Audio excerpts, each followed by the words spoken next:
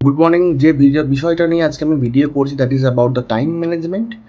তো প্রায়শই আমি একটা কমপ্লেন পাই স্টুডেন্টদের কাছ থেকে যে আমরা সায়েন্স নিয়ে পড়ছি, কিন্তু আমাদের কাছে পড়ার সিলেবাস প্রচণ্ড হিউজ, আমরা পড়ার টাইম পাচ্ছি না, রিভিশন করার টাইম পাচ্ছি না। তো এইগুলো হচ্ছে তাদের মূলত সমস্যা। তো আমি যে বিষয়টা বলবো সেটা হচ্ছে, দেখো, টাইম তো আমাদের সময় যা ছিল তোমাদের সময় তাই আছে, কিন্তু তোমাদের যেটা হয়েছে অ্যাডিশনাল ডিস্ট্র্যাকশন। দুটো point, reels, Instagram, videos, whatever you have, এগুলো একটা অ্যাডিশনাল ডিস্ট্রাকশন।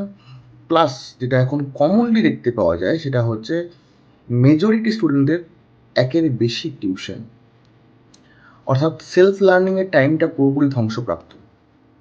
যাই হোক, আমি বিভিন্ন স্কুলে পড়ানোর সুবাদে যে বিষয়টা দেখেছি সেটা হচ্ছে দুটো ক্যাটাগরি স্টুডেন্ট আছে। একটা, যারা, দুটো ক্যাটাগরি বলবো না, তিনটে ক্যাটাগরি স্টুডেন্ট আছে টাইম ম্যানেজমেন্ট কীভাবে হয়। প্রথম ক্যাটাগরি, যারা কোনো সোকল্ড বড় ইনস্টিটিউটে পড়ে এবং তারা নিজেরাও মারাত্মকভাবে মোটিভেটেড যে আমাকে পড়তে হবে এবং we are getting very less time, সেই জন্য তারা স্কুল আসে না।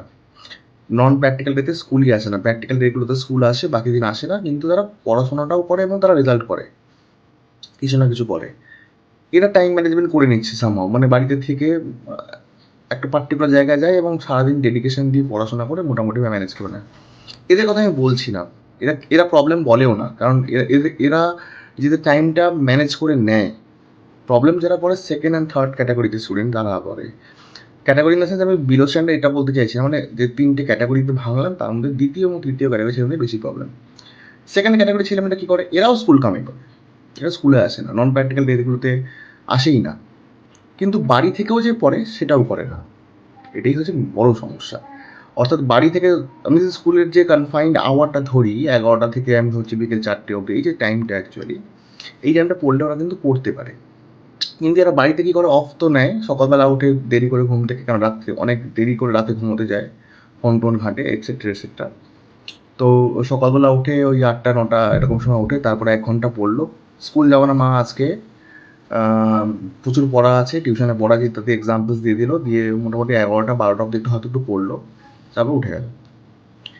এই 12টা 12:30 1টার পর থেকে বিকেল 4টে অব্দি টাইমটা তারা কী করে, খায় দায় ঘুমায় বা ফোন ঘাঁটে বা অন্য কিছু করে, এটসেট্রা এটসেট্রা।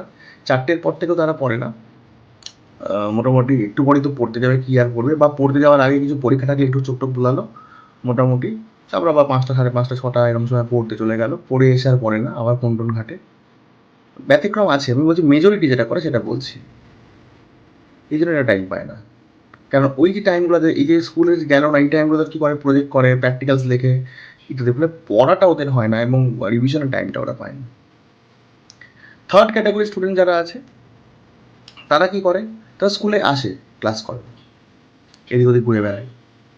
ক্লাসের টাইমিংগুলো, স্কুলে আসছে, স্কুলে আসছে, আসার উদ্দেশ্যটা কী, পড়বো, শিখবো, জানবো, ইন্টারাক্ট করবো, কিন্তু তারা সেই কাজগুলো করে না, এইখানে ওখানে সেখানে ঘুরে বেড়ায়, স্কুলের মধ্যে ফাঁকি দিয়ে ঘুরে বেড়ায়, ক্লাসে গল্প করে, গুজব করে, ফোন দেখে, ঠিক আছে, গান শুনছে, রিলস দেখছে, রিলস বানাচ্ছে, গেমস, রুমে গিয়ে গেমস খেলছে। They are wasting their time and they are what they are telling, I am getting very less time for practice. তো আমি এটা দেখছি, ডে টু ডে লাইফে এগুলো দেখছি, এগুলো ঘটছে। তোমরা ভাই সময় কী করে পাবে? তুমি যদি এভাবে সময় নষ্ট করো, সময় তোমার সময় তোমাকে তো আর ভগবান বাড়িয়ে দিয়ে যাবে না। যে সময় তোমাকে দেয়া হয়েছে তুমি সেটাকেই নষ্ট করছো এইভাবে। তো এরা জীবনে কোনোদিন সময় পাবে না পড়ার, আর রেজাল্টও বাজেই করে, কোনো নেই, বন্ধুর হেল্প না হলে হবে না। তো আমি যেটা বলবো, যারা রিয়েলি এরকম সিচুয়েশনে পড়েও স্ট্রাগল করছো, বেরোতে চাইছো, টাইম ম্যানেজমেন্ট করতে চাইছো, আমি তাদেরকে বলবো, দেখো, স্কুলে আসো। স্কুলে আসতে থাকলে না তুমি অ্যাকচুয়ালি এই যে 10টা 11টা থেকে শুরু করে বিকেল 4টে অবধি টাইম, তুমি অ্যাকাডেমিক্যালি কনফাইন থাকবে অ্যাকচুয়ালি, এবং স্কুলের টাইমটাকে কাজে লাগাও যেভাবে আমি কাজে লাগাতাম অ্যাকচুয়ালি। স্কুলের যেটা করবে সেটা হচ্ছে, ধরো ম্যাথে, যাদের ম্যাথস আছে তারা ম্যাথ প্র্যাকটিস করবে অ্যাকচুয়ালি, তো ফেয়ার করো।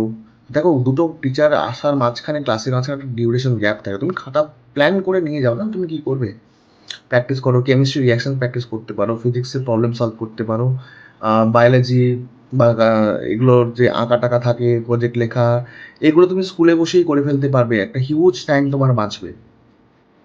আমি বলছি না, খুব মনোযোগ দিয়ে পড়তে পারবে, তো এই কাজগুলো স্কুলেই সাইটে নিলে আমার মনে হয় খুব বেটার হয়। বাড়িতে তাহলে তুমি নেট পড়ার টাইমটা পেয়ে যাবে, প্রথম কথা। 2 নম্বর, প্লিজ মাল্টিপল টিউশনসগুলো বন্ধ করো। কিচ্ছু লাভ হবে না, সবাই কম বেশি 10-15% এদিক ওদিক করে পড়ায়।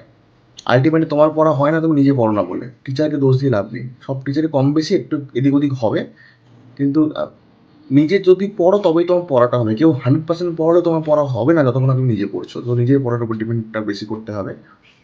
তো সেটাই আমি বলবো, এটা করো। আরেকটা হচ্ছে স্কুলে এই কাজগুলো করার চেষ্টা করো। 2 নম্বর আরেকটা তোমাদের মধ্যে অ্যাটিটিউড খুব এখন আজকাল দেখা যায়, সেটা হচ্ছে আমি কোনো XYZ অমুক ভালো টিচারের কাছে পড়ি বলে স্কুলে যে পড়াচ্ছে তার পড়াটা শুনবো না। দেখো স্কুলে যে পড়াচ্ছে সেও কিন্তু যথেষ্ট কোয়ালিফাইড, যথেষ্ট লেভেল তাকে ক্রস করে এখানে আসতে হয়েছে, অনেক পরীক্ষার সম্মুখীন হয়ে পাস করে সে এলিজিবিলিটি ক্রাইটেরিয়া অর্জন করে তবে তোমার স্কুলে পড়াতে এসছে। সুতরাং সেই টিচারকে ট্রাস্ট করো। এবার দেখো একটা জিনিস আরেকবার শুনলে তোমার ক্ষতি তো কিছু হয়ে যাবে না, বা তুমি যদি অ্যাডভান্স শোনো বা তোমাকে বাড়িতে পড়িয়ে দিচ্ছে বলে তুমি শুনছো না, এই যে অ্যাটিটিউডটা, এই অ্যাটিটিউডটা খুব খারাপ অ্যাটিটিউড অ্যাকচুয়ালি।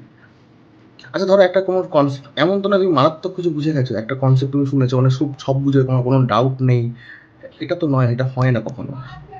তো তোমার যেটা করা উচিত সেটা হচ্ছে, ধরো কোনো একটা টপিক তুমি পড়েছো, আমি ফিজিক্সের কথাই বলছি বা কেমিস্ট্রির কথাই ধরো বলছি, তুমি মনে করো স্টেটস অফ ম্যাটার পড়েছো, তো বাড়িতে পড়া হয়ে গেছে তোমার, স্কুলে হয়তো একটু দেরি করে স্টেটস অফ ম্যাটার শুরু করলো। স্কুলের টিচারদের একটু টাইম কম থাকে, so they have to be very fast, because তাদের একাডেমিক টাইমিংটা অনেক কম, আমাদের যে সিস্টেম প্যাটার্ন, তো তাদের ফাস্ট হতেই হবে। তো তুমি একটু পড়েই রাখলে না হয় আগে থেকে। এবার স্যার যখন পড়ালো তখন তুমি তোমার ডাউটগুলো জিজ্ঞেস করো না, তোমার কি ডাউট হয়ে গেছিলো, বা ওটা আরেকবার শোনো, তোমার কিছু জিনিস ক্ল্যারিফাই হয়ে যেতে পারে। দেখো না এক্সট্রা কি বলে টিচার, কম বেশি ফাস্ট কিভাবে কি বলছে, তো ওটা শোনো, আরেকবার শুনলে তোমার ক্ষতি তো কিছু নেই। তো এই অ্যাটিটিউডটা প্রথমেই বন্ধ করো, যে বা এরকমও করো অনেকে যে এটা তো আমার স্যার পড়িয়েই দেবে, তো এটা শুনে কি করবে, এটাও খুব বাজে জিনিস। এগুলো বাজে, এগুলো করো না স্কুলে।